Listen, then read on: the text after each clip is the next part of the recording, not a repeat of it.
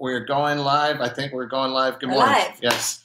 Hey guys, it's David And Amanda. We're back, and hopefully we're doing this on a weekly basis. I think the feedback has been great, assuming you are actually turning on the volume and listening to this. So we're going to talk about an exciting, really exciting topic today. It's just killing me to talk about it. What is it? Permits. Permits. Okay. So permits. So here we're going to do two scenarios. I'm going to do the listing side. Amanda's going to do the buyer side. The buyer side. All right. So you're a listing agent.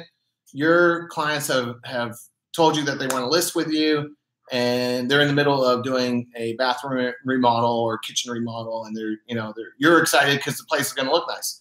The only thing that they haven't told you yet is that none of this is permitted. They've gotten a electrician, a handyman, contractor to come in. Nothing's been permitted, and you're like, okay, fine, we'll just list it as unpermitted on the disclosures, but you're gonna obviously mention the fact that it's been remodeled and enhanced and renovated and the typical marketing keywords, right?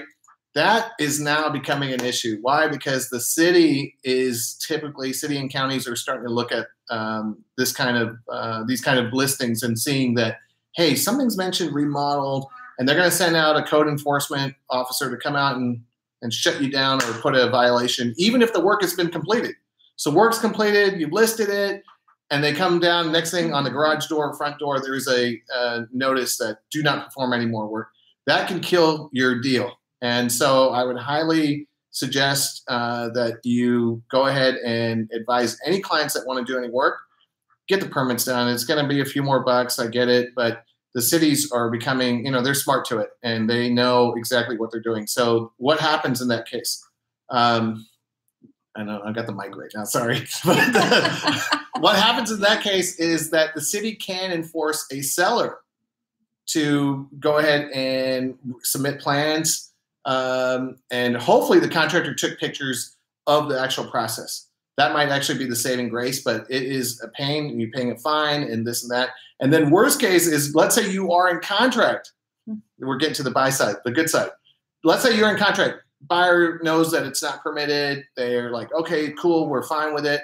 But you don't really have any verbiage on an addendum that says, hey, who's responsible for that? About the permits or anything. I mean, maybe the buyer doesn't even care. They're just like, hey, we want this house, blah, blah, blah, let's do it. But all of a sudden now you got the big bad city, county involved in, this enforcement, and they're not going away. They're like, no, you're going to get this issue done. So there's a couple things that Amanda's going to talk about too on the buy side, but on the list side, if you're in contract, it still can be a pain. You can't run away from it. It has to be done. And you as a listing agent might have to break the bad news to your seller that, guess what, guys, we've got to get permits done. And that can cause severe havoc, delays, and whatnot. So we've seen it. We've been there. So be aware of that. And then on the buy side, when you're representing a client who's buying a property that has been renovated with no permits, Amanda, what are your thoughts on that? Yes. So you definitely want to, when you are representing a buyer and you come across a house that has been remodeled or renovated or addition added onto the house, you always want to make sure that, if they do have permits, great, let's get a copy of those, or you can go down to the city and get copies of those as well.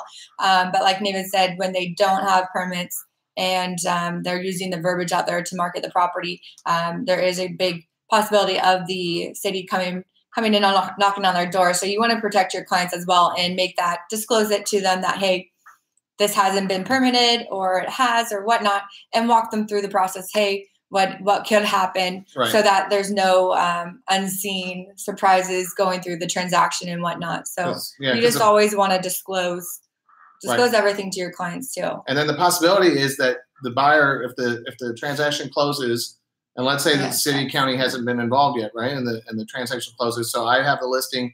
Amanda's client in this scenario, right? Amanda's client has bought the property. My sellers have moved. 3 months later, and the city comes knocking, or the county comes knocking, and then right for full effect, and they say, hey, guess what, guys? You're responsible. So now your buyer's sitting on that situation. So either they can pursue the sellers and say, hey, you know what? We're going to file in small claims court, blah, blah, blah, or you guys pay for the permit fees and this and that. And seller says, well, it was disclosed. so it just creates a mess, and you as an agent get stuck in the middle of that. So if you, the moral of the story is get the permits. If work has been done already and it's been like a year, 2 years, it's going to be hard. But maybe, you didn't hear it from me, but I guess I'm on YouTube. So don't figure me on this. Okay, I'm using a disclaimer here. Is that that maybe not highlight all the upgrades and stuff from that, and just let the property speak for itself, kind of thing.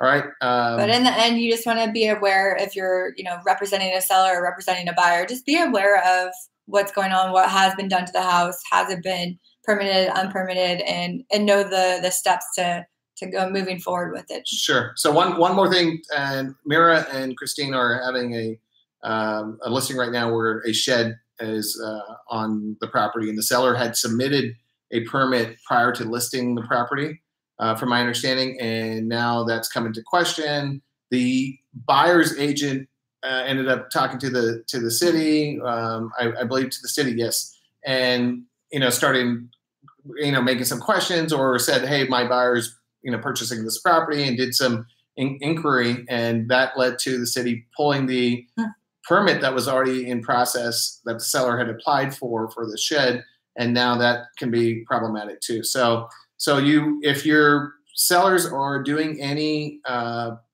process or permitted work, or they haven't, here's the other thing. That's my memory was failing for a second here.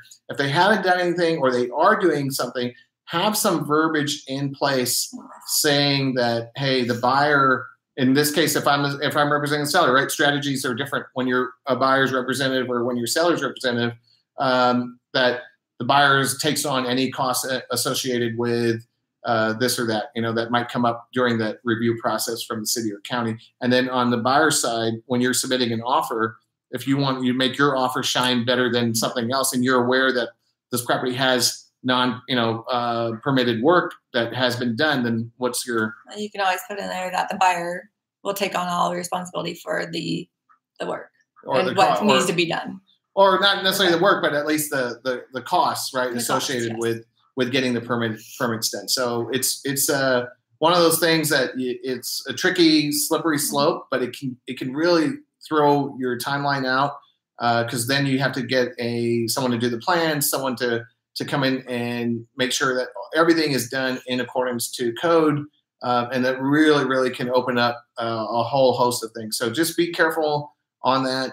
Make sure everyone's advised, everyone's being well aware of what's going on, and then please, again, for the third time maybe in this video, if you've got anyone thinking of doing some work, just pay the extra money, get it done right, and just get especially if they have any plans of selling in the foreseeable future.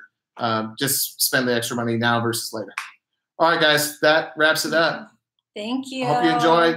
Hit the like button, share, and then again, send us any comments that you guys want to talk about, any subjects. But we've got some really great topics, at least in our opinion, that we're talking with our agent base, and hopefully everyone can benefit from collective knowledge together. All right, thanks again. Thank All right, you. take care. Bye-bye. Bye.